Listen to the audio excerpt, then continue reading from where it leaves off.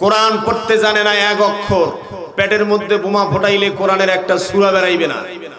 এই রকম অসৎ অযোগ্য কোরআন বিদ্বেষী নেতার কাছে কোরআনের মাহফিলের পারমিশনের জন্য দিনের পর দিন ধর্ণা দেওয়া লাগতো। কথা বলেন ঠিক না ঠিক? আজকে শহীদ আল্লামা সাঈদীর সুযোগ্য সন্তানকে নিয়ে এসে আমরা কোরআনের বাগান সাজিয়েছি, অথচ এমন একদিন আমরা পার করে এসেছি যে সময় শহীদ আল্লামার নামও আমরা মুখে উচ্চারণ করতে পারতাম না। কথা বলেন ঠিক না ঠিক?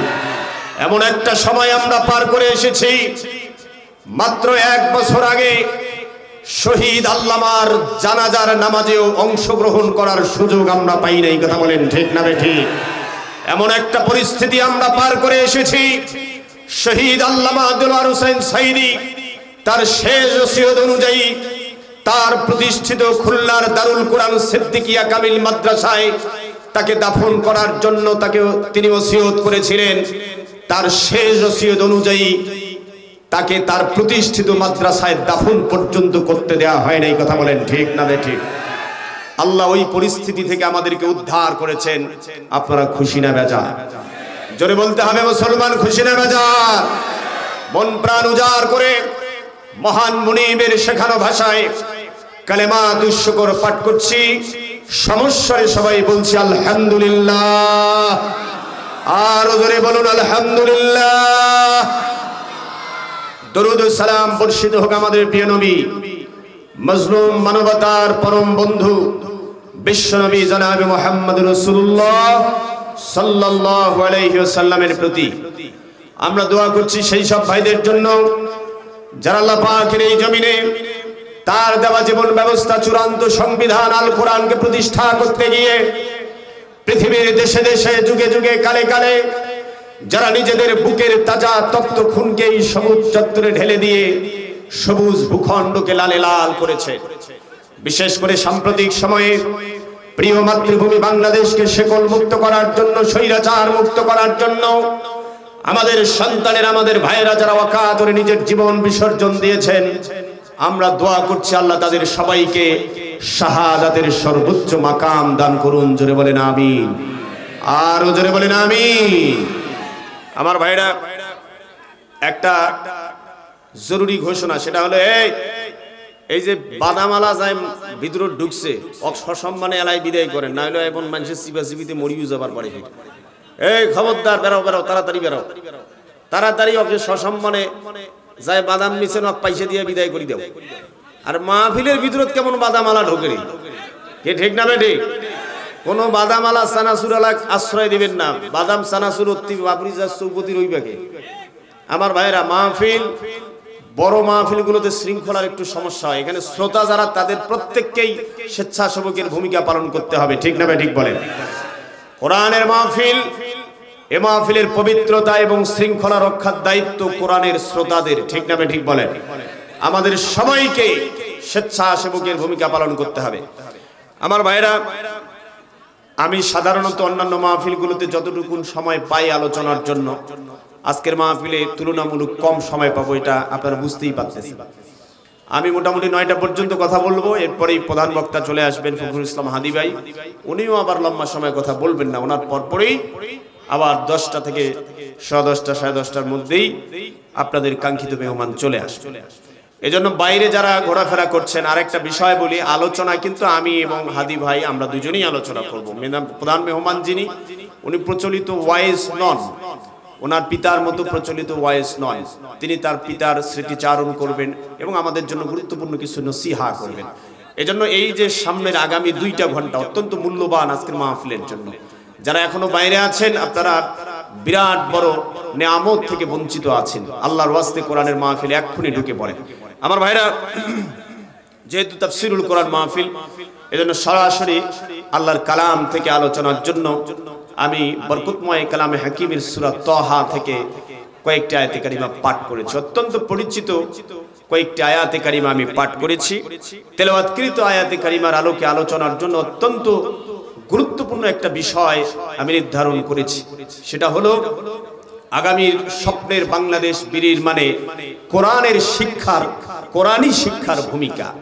আমাদের স্বপ্নের বাংলাদেশ বিনির্মাণে ক্ষুধা দারিদ্রতা মুক্ত, সন্ত্রাস চাঁদাবাজ মুক্ত, অভাব অনটন বেকারত্ব মুক্ত, সন্ত্রাস চাঁদাবাজ এবং বৈষম্য মুক্ত আমাদের স্বপ্নের সোনার বাংলাদেশ বিনির্মাণে কোরআনী শিক্ষার ভূমিকা, দ্বীনি শিক্ষার ভূমিকা কি, এ বিষয়ে আমি আলোচনার নিয়ত করেছি। ওমা তাওফীকি ইল্লা বিল্লাহ। আমার ভাইরা, আপনারা জানেন এই ক্ষুধা দারিদ্রতা মুক্ত, সন্ত্রাস চাঁদাবাজ মুক্ত বাংলাদেশ বিনির্মাণের জন্যই জুলাই আগস্টের আন্দোলনে আমাদের কলিজার টুকরা সন্তানেরা ওয়াকাতরে জীবন বিলিয়ে দিয়েছে। কথা বলেন ঠিক না বেঠিক? এই সন্ত্রাস চাঁদাবাজ মুক্ত বৈষম্য মুক্ত বাংলাদেশ বিনির্মাণের জন্যই আমাদের রংপুরের কৃতি সন্তান শহীদ আবু সাঈদ দুই হাত প্রসারিত করে বুলেটের সামনে বুক চেতিয়ে দাঁড়িয়ে বলেছিল, বুকের ভিতর তুমুল ঝড়, বুক পেতেছি গুলি কর। শহীদ আবু সাঈদের রেখে যাওয়া স্বপ্নের বাংলাদেশ, শহীদ মীর মুগ্ধের রেখে যাওয়া ১৬০০ শহীদের রক্তের বিনিময়ে অর্জিত নতুন বাংলাদেশ কিভাবে গঠন হবে, আল্লাহর কোরআন থেকে আমরা আলোচনা শুনবো ইনশাআল্লাহ। আমার ভাইরা, এই ক্ষুধা দারিদ্রতা মুক্ত, সন্ত্রাস চাঁদাবাজ মুক্ত, বৈষম্য মুক্ত বাংলাদেশ কিভাবে গঠন হবে, এ কথা আল্লাহর কোরআনে আছে না নাই? আছে, আছে। বিশ্বাস হয়? বলে সত্য কথা হুজুর, এলাও ফির কোরআনত থাকে। আমাদের মুরব্বীরা কয় যে এলাফির তোমরা ফির যত হুজুর হইছে তত নয়া নয়া হাদিস বেকাইছে, কয় না? না কয়? কয়সা আগত খোরাসানি মৌলভী আসছিল, কুমিল্লা থেকে নোয়াখালী থেকে উস্তাদি আসছিল, ওমরা হামাক শিখাইছিল আলিফ বে তে সে। আর তোমরা ফির বিলে এলাফির বিলে নয়া হাদিস বেকাইছেন, এরা ফির বিলে আলিফ বা তা সা, হয় না নয়? হ্যাঁ আমার ভাইরা, হাদিস নয়া না পুরানায়? কথা বলেন। হাদিস পুরানায় যায়, নতুন শুনে তার কাছে নতুনই লাগে। কথা বলেন ঠিক না বেঠিক? আমার ভাইরা, সুতরাং ক্ষুধা দারিদ্রতা মুক্ত, সন্ত্রাস চাঁদাবাজ মুক্ত, বৈষম্য মুক্ত বাংলাদেশ বিনির্মাণে দ্বীনি শিক্ষার ভূমিকা কি, এ বিষয় নিয়ে আমরা কথা বলবো ইনশাআল্লাহ। আল্লাহর কোরআনেই যে সব সমস্যার সমাধান আছে, এ কথা আমার না আল্লাহ। মাহফিলগুলোতে আসলে আপনারা একটা কমন স্লোগান দেন, সেটা হলো সব সমস্যার সমাধান দিতে পারে আল কোরআন। আমার ভাইরা দেখেন, মাহফিলের এমন একটা পরিবেশ, একটা পরিস্থিতি ছিল যে সময় আজকে আমরা কোরআন থেকে হক কথা বলার নিয়ত করেছি এবং সুযোগটা পাচ্ছি। একটা সময় ছিল যে সময় বক্তারা চাইলেও কোরআনের হক কথা বলতে পারতো না। কথা বলেন ঠিক না ঠিক? বক্তা মাহফিলে আসলেই বক্তাকে প্রথমে কান পরা দিত। কি পরা? কথা বলতে হবে সবাইকে, কি পরা? আর বক্তা যদি সাহস করিয়া হক কথা বলা শুরু করে, তখন পীর বক্তাকে দেয় চিঠি পড়া। কি পড়া? চিঠি পড়া। চিঠি পড়া চলে ততক্ষণ, বক্তা থামে না যতক্ষণ। কথা বলেন ঠিক না ঠিক? আমাদের একটা ব্যক্তিগত অ্যানালাইসিস, যেটা পর্যবেক্ষণ, সেটা হলো যারা আমাদের ওই কান পড়া আর চিঠি পড়া দিত, ওনারা সব হজম করতে পারতো, ওনারা আল্লাহর কোরআন হজম করতে পারতো না। কথা বলেন ঠিক না ঠিক? ওনাদের এক একজনের এক এক জিনিসে অ্যালার্জি, কারো চিংড়ি মাছে, কারো বেগুনে, কারো ইলিশ মাছে। ওনাদের অ্যালার্জি ছিল আল্লাহর কোরআনে। কথা বলেন ঠিক না ঠিক? এজন্য আল্লাহর কোরআনের মাহফিল, কোরআনের দর্স, কোরআনের শিক্ষা বৈঠক, কোরআনের পাঠচক্র, কোরআনের অনুশীলন, এমনকি কোরআনের প্রতিষ্ঠানও তারা সহ্য করতে পারতো না। কথা বলেন ঠিক না ঠিক? আজকে কোরআনের শিক্ষা, কোরআনের বৈঠক, কোরআনের দর্স, কোরআনের অনুশীলন, কোরআনের প্রতিষ্ঠান এবং কোরআনের মাহফিল আগে যা ছিল তার চাইতে বহু গুণ বেশি হওয়া প্রয়োজন। কথা বলেন ঠিক না ঠিক? কেন এত ঘন ঘন কোরআনের মাহফিল, এত ঘন ঘন কোরআনের বৈঠক, কোরআনের প্রতিষ্ঠান এত ঘন ঘন হওয়া প্রয়োজন কেন? এ বিষয়ে আমি একটা দায়িত্বহীন জবাব দিয়ে মূল আলোচনায় যেতে চাই। আপনারা আমার সাথে একমত হবেন, গোটা পৃথিবীর মুসলমানদের অবস্থা পর্যালোচনা আনতে এটি প্রতীয়মান হয়েছে, প্রমাণিত হয়েছে।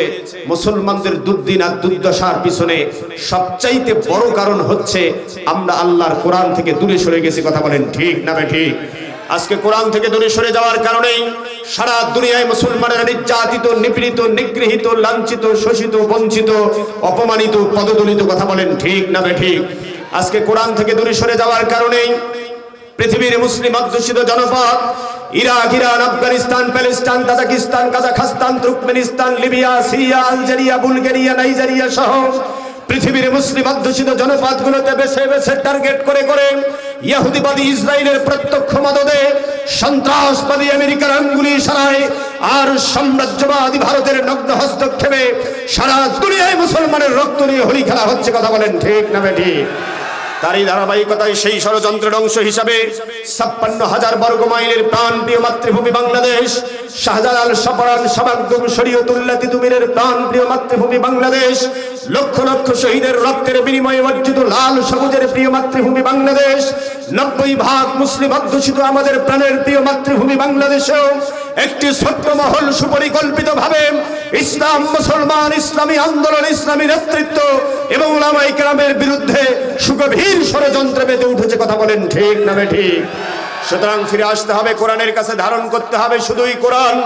এই কোরআন শুধু চুমু খাইলে দায়িত্ব শেষ হয়ে যাবে না। কোরআন দিয়ে শুধু মিলাদ মাহফিল পড়লেই কোরআনের হক আদায় হয় না। রমাদান কারিমে কোরআন দিয়ে শুধু খতমে তারাবি পড়লেই কোরআনের হক আদায় হয় না। আপনার পিতার মৃত্যুর পরে, মাতার মৃত্যুর পরে ৩ দিন, ৭ দিন, ১০ দিন, ৪০ দিনে কোরআন খানি করলেই কোরআনের হক আদায় হয় না। কথা বলেন ঠিক না বেঠিক? কারণ কোরআনে কারিমের বিধান প্রতিষ্ঠার জন্য আমাদের প্রিয় নবী, বিশ্বনবী, মানবতার বন্ধু মুহাম্মদ রাসূলুল্লাহ সাল্লাল্লাহু আলাইহি ওয়াসাল্লাম শিয়াবে আবু তালিবে ৩ বছর কারারুদ্ধ থেকে মানবেতর জীবন যাপন করেছেন মুসলমান। কথা বলতে হবে ঠিক না বেঠিক? এই কোরআনের বিধান প্রতিষ্ঠার জন্য প্রিয় নবী তায়েফে পাথরের আঘাতে জর্জরিত হয়েছেন। এই কোরআনের বিধান প্রতিষ্ঠার জন্য আসহাবে কেরাম কাতরে জীবন দিয়েছেন। এই কোরআনের বিধান প্রতিষ্ঠার জন্য আইম্মায়ে কেরাম জীবন দিয়েছেন।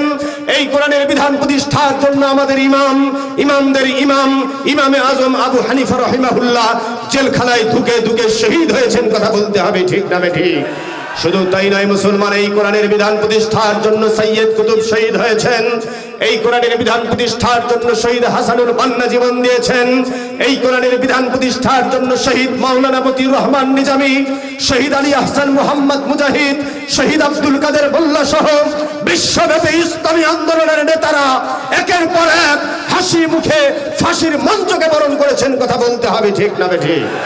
শুধু তাই নয়, নীলফামারীর তৌহিদি জনতা, শুধু তাই নয়, বাগবিছাড়ের বিপ্লবী জনতা এই কোরআনের বিধান প্রতিষ্ঠার জন্যই, এই কোরআনের বিধান প্রতিষ্ঠার জন্যই কোরআনের পাখি, যিনি 50টি বছর গোটা বিশ্বময় কোরআনের দাওয়াত দিয়েছেন, যার হাতে হাত রেখে অসংখ্য মুসলিম কালেমা পড়ে ইসলাম কবুল করে মুসলমান হয়েছেন, সেই কোরআনের পাখি আল্লামা দেলোয়ার হোসেন সাইদি কোরআনের বিধান প্রতিষ্ঠার আন্দোলনে নেতৃত্ব দেওয়ার অপরাধে বছরের পর বছর অন্ধকার কারা প্রকোষ্ঠে মানবেতর জীবন যাপন করে কোরআনের পাখি আল্লামা সাইদি কোরআনের জন্য শহীদ হয়ে দুনিয়া ছেড়ে চলে গেছে। কথা বলতে হবে ঠিক না বেঠিক? কোরআনের পাখি আল্লামা সাইদির রেখে যাওয়া সেই আদর্শ, কোরআনের পাখি আল্লামা সাইদির রেখে যাওয়া সেই আন্দোলন, কোরআনের পাখি আল্লামা সাইদির রেখে যাওয়া সেই মিশন, কোরআনের পাখি আল্লামা সাইদির রেখে যাওয়া সেই দাওয়াতকে বাস্তবায়ন করার জন্য যদি আবার ময়দানে ডাক আসে, যদি আবার ময়দানে ডাক আসে, জীবনের ঝুঁকি নিয়ে জানমালের কোরবানি করে যে কোনো পরিস্থিতির মোকাবেলা করে নারায়ে তাকবীরের স্লোগানে নীলফামারীর আকাশ বাতাস প্রকম্পিত করে ইসলামের দুর্দিন দুঃসময়ে আমাদের পূর্বসূরীদের মতো, আমাদের শহীদ নেতৃবৃন্দের মতো প্রয়োজনে মাথায় কাপড়ের কাপড় বেঁধে রাজপথে ঝাঁপিয়ে পড়তে হবে। কারা কারা রাজি আছেন তো হাত উঁচু করে আল্লাহকে দেখো।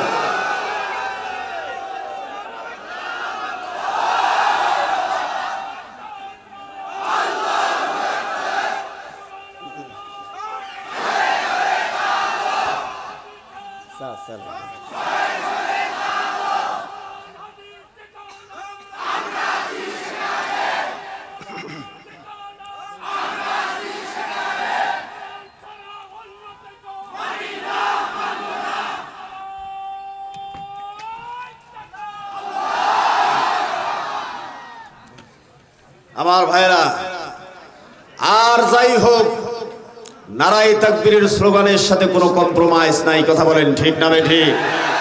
নারায়ে তাকবীরের স্লোগান কি শুধু জামাত ইসলামের স্লোগান? এটা শুধু হেফাজতে ইসলামের স্লোগান? এটা বিশেষ কোন রাজনৈতিক দলের স্লোগান? নারায়ে তাকবীরের স্লোগান আমাদের ঈমানের স্লোগান। কথা বলতে হবে ঠিক না বেঠিক? মাত্র 13 জন কর্মী নিয়ে মক্কা নগরীতে প্রথম যেদিন হযরত ওমর রাদিয়াল্লাহু এবং হামজা রাদিয়াল্লাহু নেতৃত্বে প্রথম যেদিন মক্কা নগরীতে নারায়ে তাকবীরের ধ্বনি উচ্চারিত হয়েছিল, সেই দিন এই তাকবীরের স্লোগান শুনে আবু জেহেলের কলিজা পুড়ে ছাই হয়েছিল। কথা বলেন ঠিক না ঠিক? সুতরাং আজকেও যারা নারায়ে তাকবীরের স্লোগানের বিরুদ্ধাচরণ করবে, নারায়ে তাকবীরের স্লোগানকে শুধুমাত্র রাজনৈতিক স্লোগান বলে অভিহিত করবে, নারায়ে তাকবীরের স্লোগানকে পাকিস্তানি স্লোগান বলে যারা উপহাস করবে, বুঝতে হবে তারা অন্য কেউ নয়, তারা আবু জেহেলের প্রেতাত্মা, তারা আবু জেহেলের আদর্শের লোক। কথা বলতে হবে ঠিক না ঠিক? আমার ভাইয়েরা, এ তাকবীর আমাদের পূর্বপুরুষ রাসূলের চাচা হামজার তাকবীর, খাত্তাবের পুত্র ওমর রাদিয়াল্লাহুর তাকবীর। এ তাকবীর আমাদের পূর্বপুরুষ মহাবীর মহাপুরুষ আব্দুল গাজীর তাকবীর, ওসমান গাজীর তাকবীর, ওরহান গাজীর তাকবীর। এ তাকবীর আমাদের পূর্বপুরুষ বাইতুল মুকাদ্দাস বিজয়ী সুলতান সালাহউদ্দিন আইয়ুবীর তাকবীর।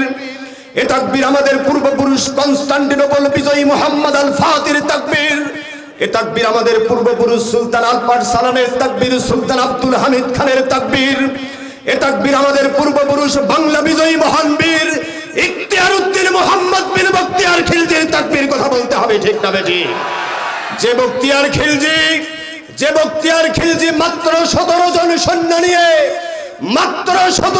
সৈন্য নিয়ে নরেন্দ্র মোদীর পূর্বপুরুষ লক্ষণ সেনের রাম রাজত্বকে কবর দিয়েছিল। লক্ষণ সেন স্বৈরাচারী হাসিনার মতো পিছনের দরজা দিয়ে পালিয়ে যেতে বাধ্য হয়েছিল। কথা বলেন ঠিক না ঠিক? আমরা বখতিয়ার খিলজির রুহানি সন্তান, প্রয়োজনে আমাদের পূর্বপুরুষ বখতিয়ার খিলজির রেখে যাওয়া সেই তাকবীরের স্লোগানকে আবার পক্ষে ধারণ করে প্রিয় মাতৃভূমি বাংলাদেশের প্রতি ইঞ্চি জমিনের সার্বভৌমত্ব রক্ষার জন্য দল মত জাতি ধর্ম বর্ণ নির্বিশেষে মাতৃভূমির জন্য রাজপথে জীবন দেওয়ার জন্য প্রস্তুত থাকতে হবে। কারা কারা রাজি আছেন? আর একবার দুহাত উঁচু করে আল্লাহকে দেখা।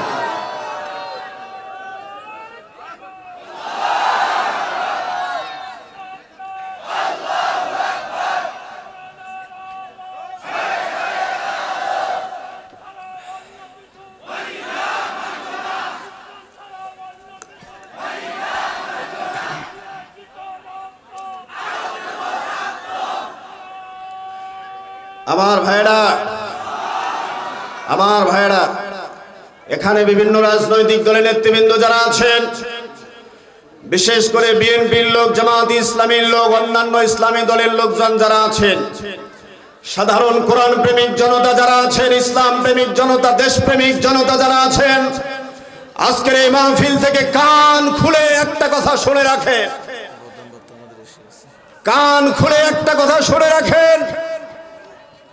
আমাদের মধ্যে রাজনৈতিক মতভিন্নতা থাকতে পারে, আমাদের মধ্যে আদর্শগত শাখা প্রশাখাগত মতভেদ থাকতে পারে, মতবিরোধ থাকতে পারে, আমাদের মধ্যে মাসালাগত মতপার্থক্য ছিল, আছে এবং থাকবে। কিন্তু প্রিয় মাতৃভূমির স্বাধীনতার স্বার্থে, প্রিয় মাতৃভূমির সার্বভৌমত্বের প্রশ্নে, প্রিয় মাতৃভূমির নিরাপত্তার প্রশ্নে আমরা সবাই এক এবং অভিন্ন। কথা বলেন ঠিক না ঠিক? আমাদের এখানে কোনো শত্রু নাই, আমাদের প্রকাশ্য শত্রু একটা দেশ, তার নাম কি? ভাসুরের নাম মুখে নেওয়া যায় না, বলেন তার নাম কি? আমার ভাইয়েরা, আমাদের পার্শ্ববর্তী বিরাট একটা রাষ্ট্র, আয়তনে বড় কিন্তু আত্মাটা খুব ছোট। কথা বলেন ঠিক না ঠিক? আমাদেরকে মাঝে মাঝে হুমকির মধ্যে রাখে, আমাদেরকে মাঝে মাঝে বলে যে পিএইচ দিবে না। কি দিবে না? পিএইচ দেয় নাই। তোমরা না খেয়ে মরেন নাই?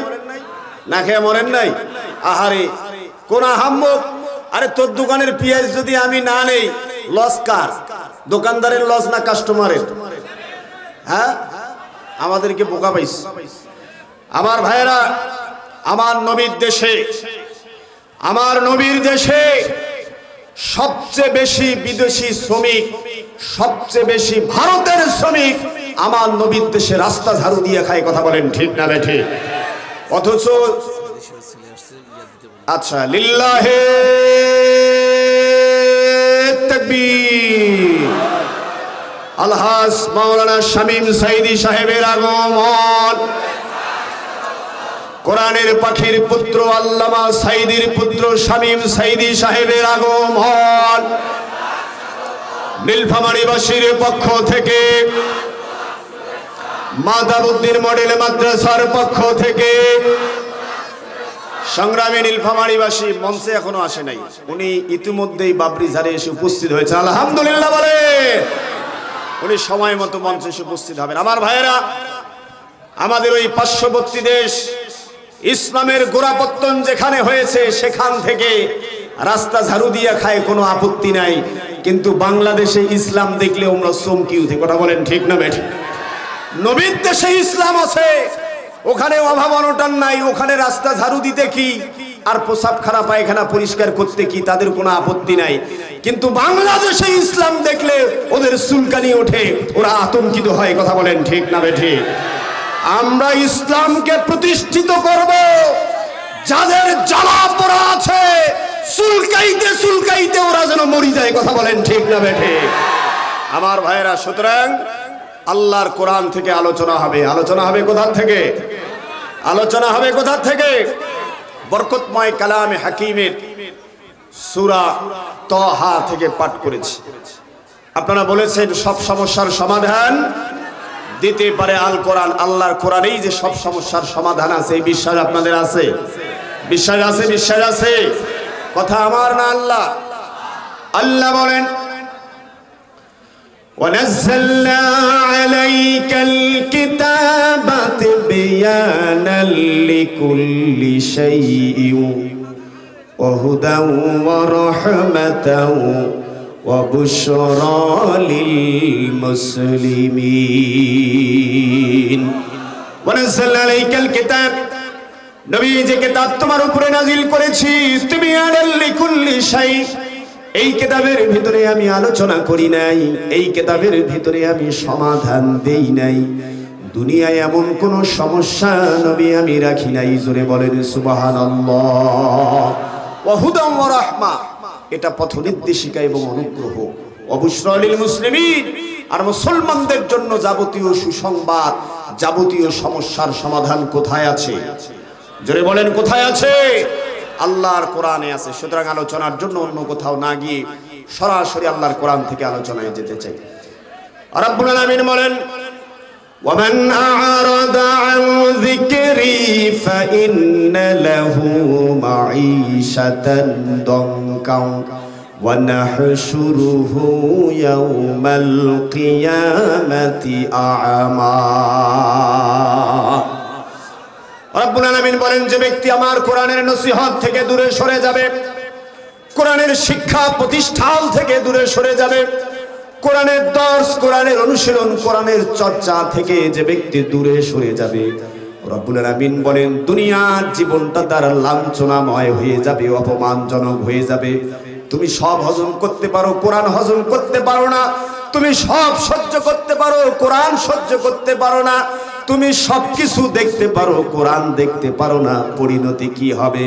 রব্বুল আলামিন বলেন, আমান আরাদা আন যিকরি ফাইন্না লাহু মাঈশাতান দানকা, যে ব্যক্তি আমার কোরআনের নসিহত থেকে দূরে সরে যাবে, কোরআনের শিক্ষা থেকে দূরে সরে যাবে, কোরআনের দর্স, কোরআনের অনুশীলন, কোরআনের চর্চা থেকে, কোরআনের দল থেকে, কোরআনের প্রতিষ্ঠান থেকে, কোরআনের লোকদের কাছ থেকে যারা দূরে সরে যাবে, যারা কোরআনের লোকদেরকে সহ্য করতে পারবে না, রব্বুল আলামিন বলেন দুনিয়ার জীবনটা তার অপমানজনক হবে, দুনিয়ার জীবন তার লাঞ্ছনাময় হবে।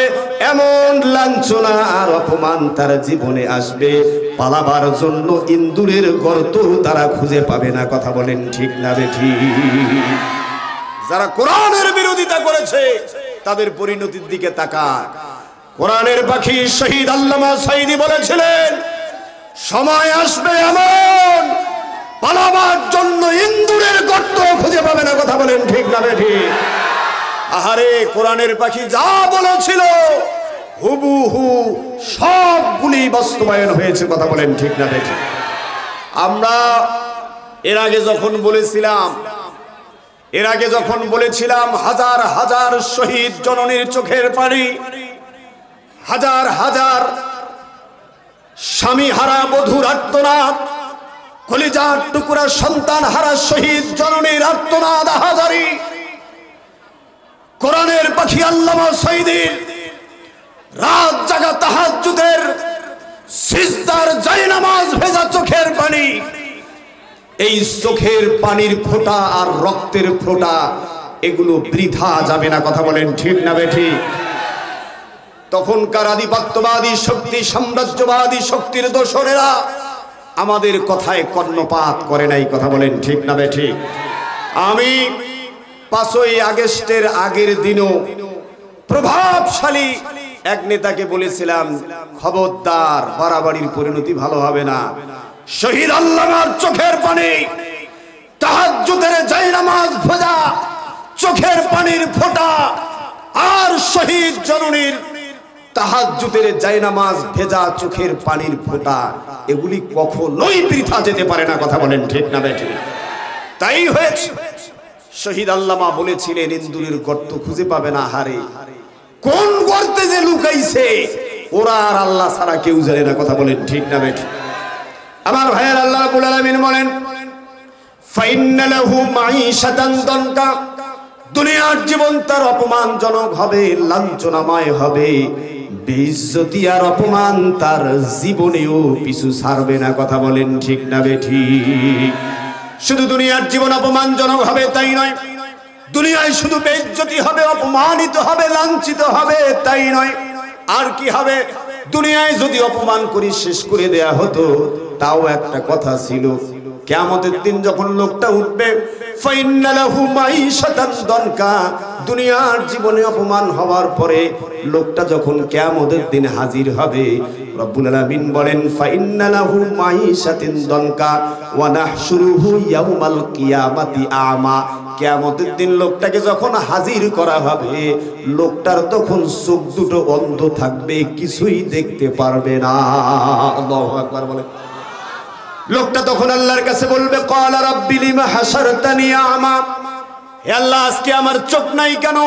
ওয়াকাদ কুনতু বাসীরা, অথচ দুনিয়ায় আমার এক জোড়া ভালো চোখ ছিল, আমার চোখ ছিল, আমি যা ইচ্ছে তাই দেখতে পেয়েছি, আমি আমার স্ত্রী সন্তান দেখেছি, আমার পিতামাতাকে দেখেছি, আমার যা মন চেয়েছে তাই দেখেছি, জায়েজ যেটা সেটাও দেখেছি, না জায়েজ যেটা সেটাও দেখেছি, হালাল হারাম কোনো কিছুই বাদ বিচার করি নাই।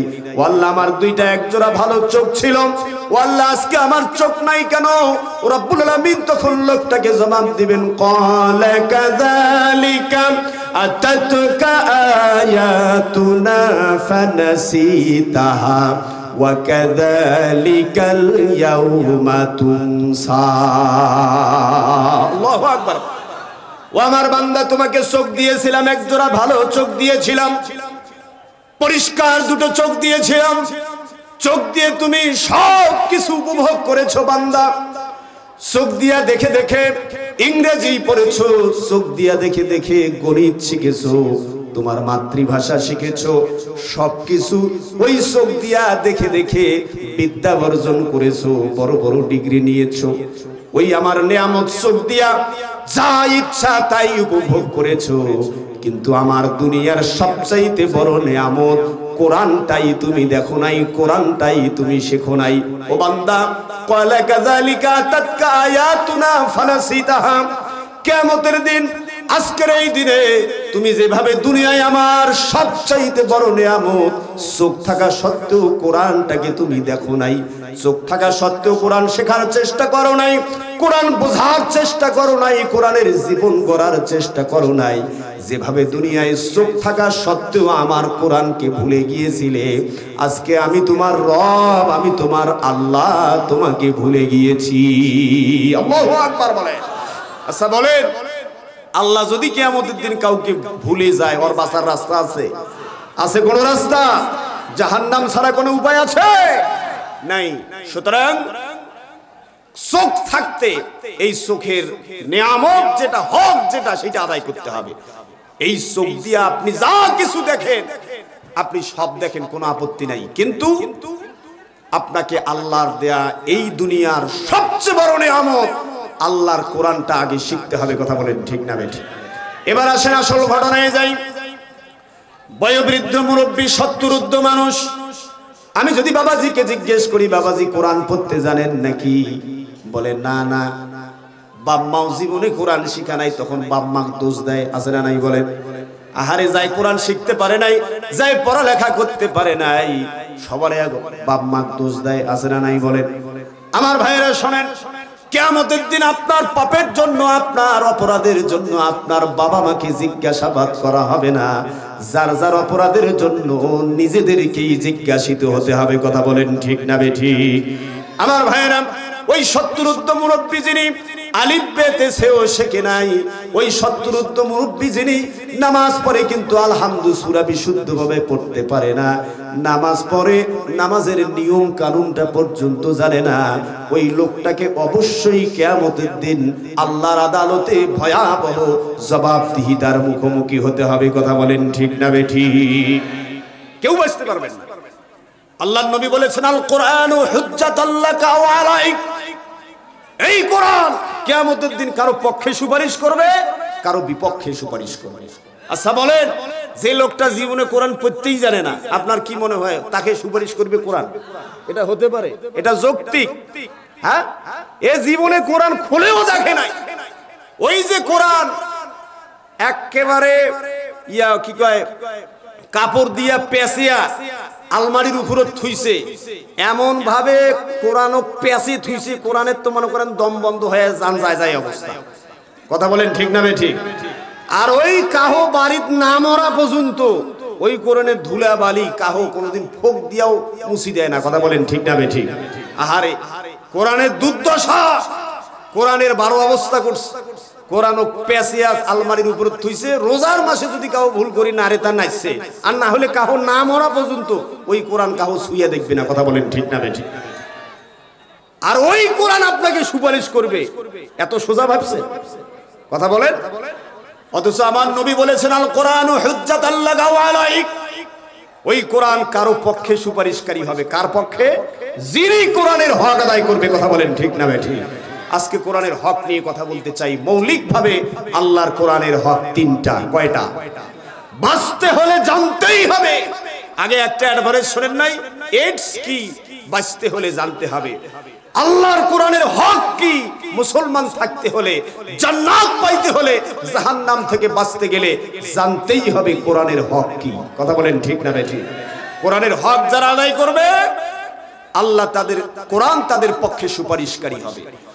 আর যদি কোরআনের হক আদায় করতে ব্যর্থ হন, তাহলে কোরআন আপনার বিপক্ষে সাক্ষী হবে। শুধু কোরআন আপনার বিপক্ষে সাক্ষী হবে তাই নয়, এমনকি আমার নবী, যে নবী তায়েফের ময়দানে রক্তাক্ত অবস্থায়, ক্ষত বিক্ষত অবস্থায়, যে নবী তার উপরে আঘাতকারীর জন্য অভিশাপ করেন নাই। কথা বলেন ঠিক না বেঠিক? সেই নবী যারা কোরআনের হক আদায় করবে না, তাদের বিপক্ষে কিয়ামতের দিন সাক্ষী দিবে। আল্লাহু আকবার বলেন। এটা ভাবতে পারেন কত ভয়ানক কথা? কথা আমি বানাইছি না, আল্লাহ বলছে। জোরে বলেন না কেন? কে বলেছেন? আল্লাহ বলেন, ওয়াকালার রাসূলু ইয়া রাব্বি ইন্না কাওমি ইত্তাখাযু হাযাল কুরআনা মাহজুরা। আল্লাহ বলেন, ওয়াকালার রাসূল, আর রাসূল বলবে, ইয়া রাব্বি, হে আমার রব, ইন্না কাওমি ইত্তাখাযু হাযাল কুরআনা মাহজুরা। ওই কওম, যেই কওমের লোকেরা আমার কোরআন পাওয়ার পরেও যারা হতভাগ্য হয়ে পড়েছিল, যারা কোরআন পাওয়ার পরেও কোরআনের হক আদায় করে নাই, ও আল্লাহ, যারা কোরআন পাওয়ার পরেও কোরআন শেখে নাই, কোরআন বোঝে নাই, বাচ্চাকেও কোরআন শেখায় নাই, নিজেও কোরআন শেখে নাই, ওই রকম লোকেরা যারা কোরআন পাওয়ার পরেও কোরআন থেকে যারা বিমুখ হয়েছিল, হতভাগ্য হয়ে পড়েছিল, ও আল্লাহ, আমি আজকে সুপারিশ করছি, আল্লাহ তুমি তাদেরকে গ্রেফতার করো। আল্লাহু আকবার বলেন। আচ্ছা বলেন তো, নবী যদি কারো বিরুদ্ধে সুপারিশ করে, ওর বাঁচার রাস্তা আছে? আরো আছে? আছে। তাইলে উপায় কি? উপায় একটা, উপায় একটা, কোরআনের হক আদায় করতে হবে। কোরআনের হক কয়টা বলেছি? জোরে বলতে হবে কয়টা? ডান হাতের 3টা আঙ্গুল উঁচু করে দেখিয়ে বলেন তো কয়টা? আসেন, 1 নাম্বার হক কি? আমরা আল্লাহকে বলি, আল্লাহ আল্লাহর কোরআনের যে হক রয়েছে, প্রথম নাম্বার হক কি? রব্বুল আলামিন বলেন আল্লাযীনা আতাইনাহুমুল কিতাবা ইয়াতলুনাহু হাক্কা তিলাওয়াতিহি। আল্লাহু আকবার বলেন। রব্বুল আলামিন বলেন আল্লাযীনা আতাইনাহুমুল কিতাব, যাদেরকে আমি তেলাওয়াত করার জন্য কিতাব দিয়েছি তারা কি করে? ইয়াতলুনাহু হাক্কা তিলাওয়াতিহি, তারা তেলাওয়াত করার সময় তেলাওয়াতের হক আদায় করে করে তেলাওয়াত করে। জোরে বলেন সুবহানাল্লাহ। তেলাওয়াতের আবার হক কি? তেলাওয়াতেরও হক আছে। কোরআনের হক হচ্ছে বিশুদ্ধভাবে কোরআন তেলাওয়াত করা। আর তেলাওয়াতের হক কি? তেলাওয়াতের হক কি? আল্লাহ বলেন ওয়ারাতিলিল কুরআনা তারতিলা। আল্লাহু আকবার বলেন ওয়ারাতিলিল কুরআনা তারতিলা। তারতিলের সাথে বিশুদ্ধভাবে ধীরস্থিরভাবে সুন্দরভাবে আল্লাহ যে নিয়ম ঠিক করে দিয়েছেন তেলাওয়াতের, সেই নিয়ম অনুযায়ী তাসবিদের সাথে কোরআনে কারীম তেলাওয়াত করা, এটা এক নাম্বার হক। আল্লাহু আকবার বলেন। তার মানে এক নাম্বার হক কি? বিশুদ্ধভাবে কোরআন তেলাওয়াত করা।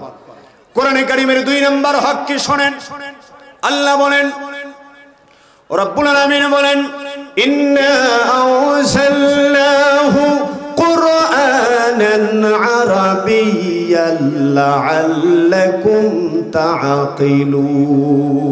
আল্লাহু আকবার বলেন। রব্বুল আলামিন বলেন আমি এই কোরআন নাজিল করেছি, আমি এই কোরআন আরবি ভাষায় নাজিল করেছি। আরবি ভাষায় কেন আল্লাহ কোরআন নাজিল করেছেন জানেন? আল্লাহ বলেন লাআল্লাকুম তাআকিলুন, কারণ আমি যে নবীর উপরে, যে জাতির উপরে আমি কোরআনটা নাজিল করেছি তাদের ভাষা আরবি। লাআল্লাকুম তাআকিলুন, আমি তাদের উপরে কোরআনটা আরবি ভাষায় এই জন্যই নাজিল করেছি তারা যেন সহজেই কোরআনটা বুঝে বুঝে পাঠ করতে পারে। জোরে বলেন সুবহানাল্লাহ। তার মানে কোরআনের দুই নম্বর হক হলো আপনি যা তেলাওয়াত করেছেন এটা বুঝে বুঝে পাঠ করা। কথা বলেন ঠিক না ভাই? ঠিক। যদি আপনি বুঝেন না বোঝেন কোরআনের হালাল কোনটা, হারাম কোনটা, জায়েজ কোনটা, না জায়েজ কোনটা, তাহলে আপনি মানবেন কেমন? ঠিক না ভাই? ঠিক বলেন। কিছু লোক আমাদেরকে কি শিখাইছে জানেন? কইছে বুঝিস আর না বুঝিস পড়তে থাকবো পড়তে থাকবো। আছে না নাই? বলেন আছে। আর ওই যে চৌধুরী সাহেবের উদাহরণ দেই প্রায় মাহফিলে, কোরআন না বুঝার পরিণতি কি ভাইরা আমার? দেখেন চৌধুরী সাহেব 25,000 টাকা বেতনের সরকারি চাকরি করে। আরে তার দুই ছেলে মেয়েকে সৈয়দপুরে একটা ভালো স্কুলে পড়ায়। দুই ছেলে আর মেয়েকে সৈয়দপুরের স্কুলে তাকে বেতন দিতে হয় 50,000। তার ইনকাম হলো 25,000। পাইছিল কত? বোঝেন নাই বোধহয়? হ্যাঁ, বাঁচিছে আরো লাগিছে। আমার ভাইয়েরা, তাবলীগ জামাতের লোকজনের পিরাপিরিতে চৌধুরী সাহেব আর রোজার মাসে রোজা ধরছে। রোজার মাসে বেচারা রোজা শুরু করছে। 1 ওয়াক্ত নামাজ জামাত ছাড়া পড়ে নাই। 5 ওয়াক্ত নামাজ জামাতে আদায় করেছে, একটা রোজা খোলার নাই। তারাবির নামাজ 27 দিন হাফেজের পিছনে আদায় করেছে। 20 রাকাতের জায়গায় কোনোদিন 19 রাকাতও পড়ে নাই। আহারে তারাবির সময় কারেন্ট চলে যায়, কারেন্ট চলে যাওয়ার সাথে সাথে অর্ধেক মুসল্লি সিঁড়ি পালায়, মাঝে মাঝে মুয়াজ্জিনও চুপ করি পালায়, কিন্তু চৌধুরী একদিনও পালায় নাই। মারহাবা বলেন। ঘটনা কি ঘটেছে দেখেন। ওই যে মসজিদের সভাপতি রক্সি ক্লোথ স্টোরের মালিক, তাকে কি কইছে জানেন? চৌধুরী সাহেব কইছে, ও সভাপতি সাহেব, 2 জন হাফেজ রাখছেন তারাবির জন্য, তারে একজনের হাদিয়া বাবদ যা লাগে সব আমি দিয়া দেব। মারহাবা বলেন। সেই লোক 27 দিন যখন খতম তারাবি সম্পূর্ণ হয়ে গেল, তারাবিও খতম, পরহেজগারিও খতম। তারাবিও খতম, পরহেজগারিও খতম। তারাবির সাথে সাথে পরহেজগারি টোপলা বান্ধিয়া মসজিদ থেকে বেরার সাথে সাথে বাড়িতে যখন গেছে, ওনার ঘুষের টাকা লেনদেনের জন্য ফিরে একজন ম্যানেজার থইছে, মানে মিডিয়া থইছে। 27 দিন মিডিয়ার সাথে যোগাযোগ করে নাই, ম্যানেজারের সাথে 27 দিন যোগাযোগ করতে পারে নাই, কারণ ওই যে রোজা ছিল, তারাবি পড়ছে। এই জন্য মাত্র 3 দিন ঈদের বাকি আছে, এখন তো টাকার দরকার। ওই ঘুষের টাকার ম্যানেজার যিনি লেনদেন করেন তাকে কল দিছে, কয় ম্যানেজার 27 দিন খবর নিবার পাও নাই রে ম্যানেজার, 27 দিনের কালেকশনের হিসাব দিয়া বাড়ি যা। তবে একটা ভালো কাম করছে, সেটা কি জানেন? চৌধুরী ম্যানেজারকে রোজার শুরুতে বলে দিছে, খবরদার ম্যানেজার, খবরদার, ও ম্যানেজার খবরদার, ম্যানেজার খবরদার, দিনের বেলা ম্যানেজার ঘুষের টাকার কালেকশন দিনের বেলা হবে না ম্যানেজার, যা কালেকশন তামান ইফতারির পর। হ্যাঁ, বোঝেন নাই বোধহয়? আরে দিনত যদি রোজা থাকিয়া ঘুষের টাকার লেনদেন হয়, রোজা থাকিবে না ভাঙ্গি গুঁড়ো মারা হইবে? ভাঙ্গি গুঁড়ো মারা হইবে না? আর রাইতত যদি ইফতারির পর কালেকশন করে, আন্ধারত ফিরে আল্লাহ দেখা পায়? কথা বলেন, তাই ফির দেখা পায়? এমরা ইসলামটা পাগলা পায় নাই?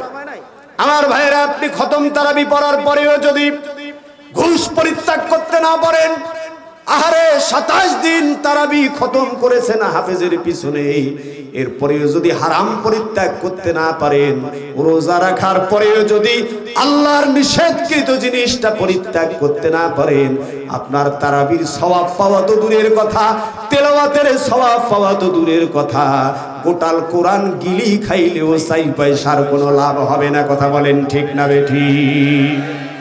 কথা বলেন, গিলি খাইলে কাম হইবে?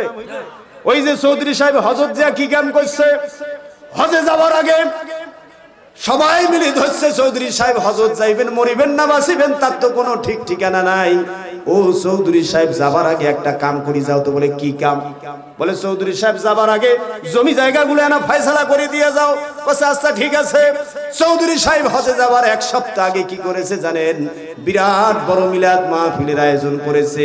বিএনপির লোকক ডাকাইছে, জামাতের লোকক ডাকাইছে, প্রভাবশালী নেতৃস্থানীয় ব্যক্তিবর্গ, আত্মীয় স্বজন সবাইকে ডেকেছে, ছেলেকে ডেকেছে, মেয়েকে ডেকেছে, বোনকে ডেকেছে, ফুপুকে ডেকেছে, শরিকদার অংশীদারদের সবাইকে ডেকেছে। চৌধুরী সাহেব এবার মিলাদের সময় আমার চাইতে বড় জুব্বা গাদ দিছে। ইমাম সাহেব লম্বা দোয়ার সময় চৌধুরী সাহেব কান্দি কাটি হুলুস তুলুস ব্যাপার, মক্কা যাইবে হজ করিবার। আহারে সবাইকে খয়া দয়া বিদায় দিয়া, ছেলেকে, মেয়েকে, বোনকে, ফুপুকে একটা ঘর ঢুকিয়া, সবাইকে 6-9 বুঝ দিয়া, তামাম জমি জায়গা ছেলেদের নামে লিখে দিয়া, মেয়েকে ঠকায়া, বোনকে ঠকায়া, ওই শরিকদার অংশীদারদের হক নষ্ট করিয়া বেচারা মক্কা গেছে হজ করতে।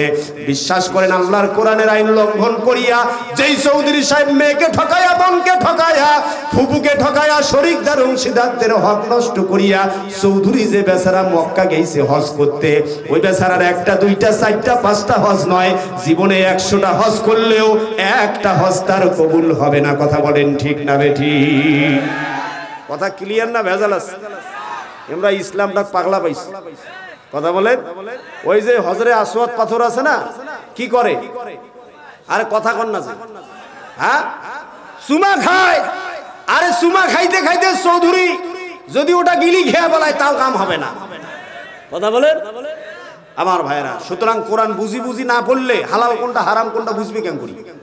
এজন্য কোরআনে কারীম বুঝে বুঝে পাঠ করা, এটা হলো ফরজ। এটা কি? জোরে বলেন, এটা কি? ফরজ। 3 নাম্বার কোরআনের হক কি জানেন? কোরআনে কারীমের 3 নাম্বার হক হলো, আপনি কোরআন বিশুদ্ধভাবে যেটা তেলাওয়াত করেছেন, যেটা বুঝে বুঝে পাঠ করেছেন, ওই কোরআনটা জীবনের সকল ক্ষেত্রে বাস্তবায়নের চেষ্টা করতে হবে। কথা বলেন ঠিক না বেঠিক? আল্লাহ বলেন, ওয়াল্লাযী আরসালা রাসূলাহু বিল হুদা ওয়া দীনিল হক লিইয়ুযহিরাহু আলাদ-দীনি কুল্লিহি ওয়ালাউ কারিহাল মুশরিকুন। তিনি সেই সত্তা যিনি তার নবীকে সত্য দিন এবং পূর্ণাঙ্গ জীবন বিধান দিয়ে পাঠিয়েছেন। এই জীবন বিধান দিয়া তারা কি করবে? মানুষ মরি গেলে খতম করিয়া মানুষের বাপ মা জান্নাতে ঢুকাইবে। এই জন্য কোরআন নাজিল করছে নাকি? আহারে খতম তারাবি পড়িয়া সমস্ত মানুষকে খতমের পর খতম, খতমের পর খতম করিয়া সওয়াবের বস্তা দিয়া মানুষকে ঢাকে থইবে। এই জন্য কোরআন নাজিল করছে নাকি? বস্তা কা বস্তা সওয়াবের জন্য কোরআন নাজিল করেন নাই। বাপ মা ফয়তেয়া করিয়া কোরআন খানি করিয়া জান্নাতে ঢুকে দিবেন, সেই জন্য কোরআন নাজিল হয় নাই।